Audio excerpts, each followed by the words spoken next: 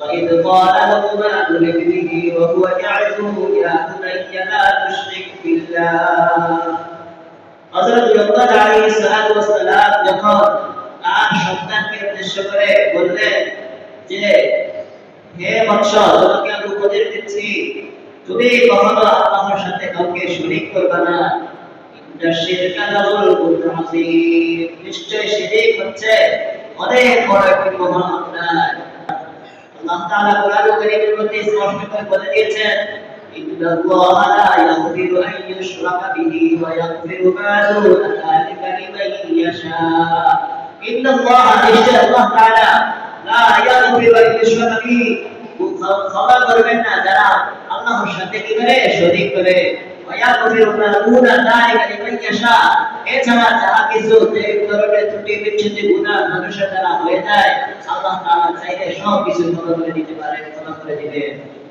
আর এরপরে কাজ হচ্ছে নামাজগুলোকে সঠিকভাবে আদায় করবে যে ব্যক্তি নামাজ সঠিকভাবে আদায় করবে তার অন্যান্য সকল কাজগুলোই ঠিক হয়ে যাবে আল্লাহ রাব্বুল আলামিন কুরআনুল কারীমের অন্য একটি জায়গায় ইরশাদ করেন আকিমিস সালাত তোমরা নামাজ কায়েম করো ইন্নাস সালাতা তানহা আনিল ফাহশাই ওয়াল মুনকার নিশ্চয় নামাজ ফাহিশা এবং মুনকার খারাপ কাজ ফাহিশা অশ্লীল এবং খারাপ কাজগুলো থেকে নামাজ তোমাদেরকে কি করবে বিরত রাখবে সমাজের সংশোধনের বিষয়ে হযরত লুকমান আলাইহিস সালাতু ওয়াস সালাম দ্বিতীয় উপদেশ দিলেন যে ওয়াকুল বিল মা'রুফ তুমি ভালো কাজের আদেশ করবে ওয়ানহা আনিল মুনকার এবং খারাপ কাজ থেকে তুমি নিষেধ করবে কিন্তু এই কাজটি করার ক্ষেত্রে মানুষ যখন তোমার শত্রু হয়ে যাবে তোমাকে অনেক কষ্ট দিতে থাকবে তোমার তখন কাজ হবে সবর ইখতিয়ার করা কি করা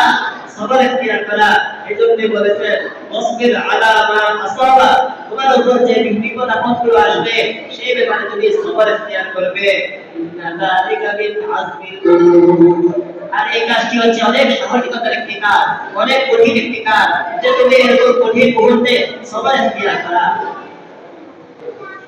এরপর হযরত লুকমান আলাইহিস সালাতু ওয়াস সালাম ইরশাদ করেন ওয়ালা তুসাইর খাত্তাকা লিন-নাস তুমি মানুষের সাথে অহংকার বশত হেয় প্রতিপন্ন করে মানুষের সাথে খারাপ আচরণ করিও না এরপর হযরত লুকমান আলাইহিস সালাতু ওয়াস সালাম তার সন্তানকে আরেক উপদেশ দিচ্ছেন ওয়ালা তামশি ফিল আরদি মারহা জমিনের মধ্যে গর্ব অহংকার করে চলাফেরা করো না ইন্নাল্লাহা লা ইউহিব্বু কুল্লা মুখতারিন ফাখুর আল্লাহ তাআলা পছন্দ করেন না যারা গর্ব দাম্ভিকতা এবং অহংকার করে তাদেরকে আল্লাহ তাআলা কি করেন না পছন্দ করেন না সেটাকে জিজ্ঞেস করা হলো এক ব্যক্তি জিজ্ঞেস করলেন যে আপনি তো নবী নন কিন্তু আপনাকে আল্লাহ তাআলা এত জ্ঞান দান করেছেন আসলে এর পেছনে কারণটা কি হতে পারে তখন তিনি দুটি কথা বললেন যে আমি এত জ্ঞানী হওয়ার পিছনে এত হিকমতপূর্ণ হওয়ার পিছনে দুটি কারণ আছে একটি কারণ হচ্ছে আমি কখনো মিথ্যা কথা বলি না আমি আজীবন সব সময় সত্য কথা বলি এজন্য সত্য কথা বলা এটি আল্লাহ তাআলা অনেক পছন্দ করেন সত্যের উপরে থাকবেন মৃত্যু পর্যন্ত মিথ্যার সাথে যাবেন না এটি একটি মহান গুণ দুই নম্বর হচ্ছে অনর্থক কাজ কর্ম আমি করি না আমার অনর্থক কাজ কর্মগুলোকে আমি কি করি পরিহার করি এই দুইটি কাজ আমি করি এটি কে বলেছেন হযরত লুকমান আলাইহিস সালাম বলেছেন আরেকটি বর্ণনায় কিতাবের মধ্যে পাওয়া যায় তিনাকে যখন জিজ্ঞেস করা হলো যে আপনি এত জ্ঞানী ব্যক্তি হলেন কিভাবে সেখানে আরেকটি বিষয় পাওয়া যায় তিনি সেখানে কয়েকটি বিষয় উল্লেখ করলেন যে আমি এই সমস্ত বিষয়গুলো এই সমস্ত কাজ করার কারণে আল্লাহ তাআলা আমাকে এত বেশি জ্ঞান দান করেছেন প্রথমত আমি নজরের হেফাজত করি কি করি নজরের হেফাজত করি দৃষ্টিকে নিচের দিকে রাখি অবনত রাখি কোনো হারাম বেগানা নারীর দিকে আমার চোখ যায় না কোনো গুনাহের দিকে আমার চোখ যায় না কারণ কোরআনুল কারীমের মধ্যে এসেছে ইন্নাস সামআ ওয়াল বাসারা ওয়াল ফুআদা কুল্লু উলাইকা কানা আনহু মাসউলা নিশ্চয় তোমার যে শ্রবণ শক্তি এরপর দৃষ্টি শক্তি এরপর তুমি যে মনের মধ্যে কল্পনা করো এই সমস্ত বিষয়গুলো সবগুলোকে তোমার কাছে প্রশ্ন করা হবে কোরআনুল কারীমের আরেকটি আয়াতের মধ্যে ইরশাদ করেন ইয়ালামু খাইনাতাল আ'য়ুনি ওয়া মা তুখফিস সুদূর আল্লাহ তাআলা জানেন খাইনাতাল আ'য়ুন চোখের যে খেয়ানত আছে চোখের খেয়ানত সম্পর্কে আল্লাহ তাআলা জানেন ইয়ালামু খাইনাতাল আ'য়ুনি ওয়া মা তুখফিস সুদূর যা আমরা দিলের মধ্যে কলবের মধ্যে গোপন রাখি সেই বিষয়গুলো আল্লাহ তাআলা জানেন এজন্য আমরা নিজের দৃষ্টিকে অনেক বেশি হেফাজত করব। 2 নাম্বার হচ্ছে জবানের হেফাজত। আমার জবান দ্বারা আমি কারোকে গালি দিই না বা কাউকে কষ্ট দিই না। ইদিয়া তালাক্কাল মুতালাক্কিয়ানি আনিল ইয়ামিনি ওয়া আনিশ শিমালি কাঈদ। তোমরা যখন একজন আরেকজনের সাথে কথা বলো, তোমাদের ডান দিকে এবং বাম দিকে ফেরেশতা বসে আছেন, তারা তোমাদের যে কি কথা বলতেছো প্রত্যেকটি শব্দ প্রত্যেকটি কথাকে তোমাদের লিপিবদ্ধ করতেছেন।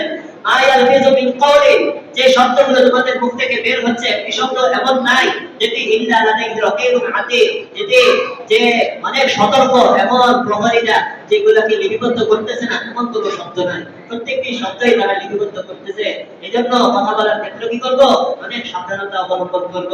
তো হযরত লুকমান আলাইহিস সালামের দ্বিতীয় গুণ ছিল তিনি জবানের হেফাজত করতেন। তৃতীয় গুণ হলো হালাল রিজিক। হালাল রিজিক অল্প হলেও সেটিতে সন্তুষ্ট থাকতে হবে, সেটি হচ্ছে তৃতীয় নাম্বার গুণ। চতুর্থ নাম্বার হচ্ছে লজ্জাস্থানের হেফাজত। আমরা যাতে করে লজ্জাস্থানের হেফাজত করি সেজন্য প্রথমত কাজ হচ্ছে দৃষ্টি হেফাজত। এরপরে কাজ হচ্ছে সত্য বলা। আমরা যেন সত্যের উপর অবিচল থাকি, সত্য কথা বলি। আল্লাহ তাআলা ইরশাদ করেন, ইয়া আইয়ুহাল্লাযীনা আমানু তাকুল্লাহা ওয়া কুনু মা'আস সাদিকিন। তোমরা আল্লাহ তাআলাকে ভয় করো এবং সত্যবাদীদের সাথে হও, সত্যবাদীদেরকে সাথী বানাও। সত্যবাদীদের সাথী হও মানে কি? যারা তোমাদের সাথে চলাফেরা করে, যারা সত্য কথা বলে তাদের সাথে চলাফেরা করো। এজন্য সত্য কথা বলবো, সত্যবাদী যারা আছে তাদের সাথে চলাফেরা করব। এরপরে কাজ হচ্ছে ওয়াদা রক্ষা করা। কারোর সাথে ওয়াদা বা অঙ্গীকার করলে সেটাকে রক্ষা করতে হবে, এটি কোরআনের নির্দেশ। এরপরে আরেকটি কাজ হচ্ছে মেহমানদেরকে সম্মান করা, মেহমানদারি করা। এরপরে আরেকটি বিষয় হচ্ছে প্রতিবেশীকে সুরক্ষা দেওয়া। শুধুমাত্র নিজের মতো করে চললে হবে না, তোমার প্রতিবেশী যারা আছে তাদের ব্যাপারেও তুমি চিন্তা করতে হবে, তাদেরকে সুরক্ষা দিতে হবে। বিপদ আপদে তাদেরকে কি করতে হবে? তাদের কাছে যেতে হবে, তাদের বিপদ আপদে এগিয়ে আসতে হবে।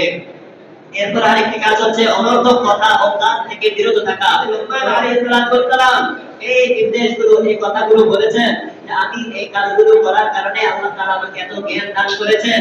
এক নাম্বার হচ্ছে আমার দৃষ্টিকে আমি অবনত রাখি, নিয়ন্ত্রণে রাখি। 2 নাম্বার হচ্ছে জবানের হেফাজত। আমার জবান দ্বারা আমি কারোকে গালি দিই না বা কাউকে কষ্ট দিই না। আর তৃতীয় গুণ হলো হালাল রিজিক। হালাল রিজিক অল্প হলেও সেটিতে সন্তুষ্ট থাকতে হবে, সেটি হচ্ছে তৃতীয় নাম্বার গুণ। চতুর্থ নাম্বার হচ্ছে লজ্জাস্থানের হেফাজত। আমরা যাতে করে লজ্জাস্থানের হেফাজত করি সেজন্য প্রথমত কাজ হচ্ছে দৃষ্টি হেফাজত। এরপরে সত্য বলা এবং সত্যের উপর অবিচল থাকা, এটি ওনার একটি গুণ ছিল। সবার ওয়াদা রক্ষা করা, অঙ্গীকার রক্ষা করা, সেটি একটি গুণ। মেহমানদেরকে মেহমানদারি করা, প্রতিবেশীকে সুরক্ষা দেওয়া, অনর্থক কথা ও কাজ থেকে বিরত থাকা, এই যে গুণগুলো আছে এগুলো কার মধ্যে ছিল? হযরত লুকমান আলাইহিস সালামের কাছে ছিল।